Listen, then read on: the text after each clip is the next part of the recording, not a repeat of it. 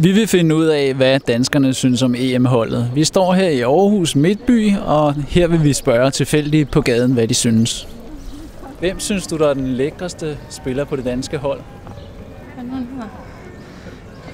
Ja. Måske du kan fortælle, hvorfor han er den lækreste. Fordi han er lidt charmerende, synes jeg. Han er jeg kan ikke huske, hvad han hedder. Ja. Han hedder ham. Hvad han hedder ham der? Akker med tatoveringerne. Akker? Ja. Hvorfor er han den lækreste? Jamen, det ved jeg ikke. Det synes, han er sådan lidt bad boy. Det synes jeg er lidt pænt. Det skulle være ham der... Kan det ikke passe, han hedder Kjær til efternavn? Det er sgu nok, når det er, at han... Når han endelig smiler, så har han sådan... lidt cuteness over hans smil. Bentler? Det må det da være, ja. Okay, hvorfor det? Det ved jeg ikke. Han er høj. Han er høj? Ja. Andet? Hans hår, han har pænt hår. Det nok være... Jeg kan bedst lide Christian Eriksen. Jeg synes helt klart William Kvist. Synes du? Jeg synes Bentner. Bentner? Hvorfor det? Jamen, det ved jeg ikke. Han er bare høj, og jeg synes, han er lækker. Jakob Poulsen. Og Poulsen? Ja. Hvorfor det? Han ser sød ud. Han ser sød ud.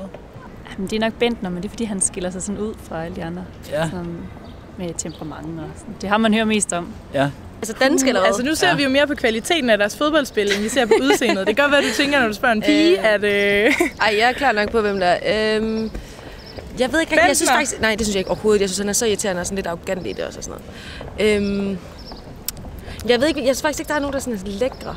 Jeg synes faktisk, Thomas Sørensen var meget pæn.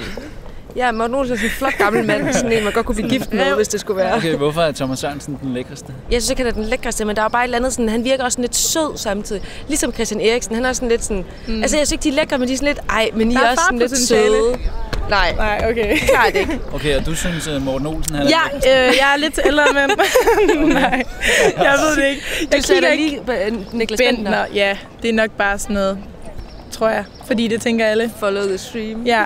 Og det synes jeg, det er ham, der har scoret målet. Det var vist Holland, var det ikke det? Jo. Ja, det var Grundeli. Ja. Okay. Men ellers... Hvem tror I vinder?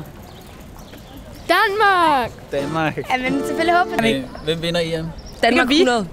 Og EM? Jamen altså, man skal heller ikke tage modet fra dem jo. Bentner, han er helt klart Danmarks lækreste fodboldspiller, og Danmark vinder EM.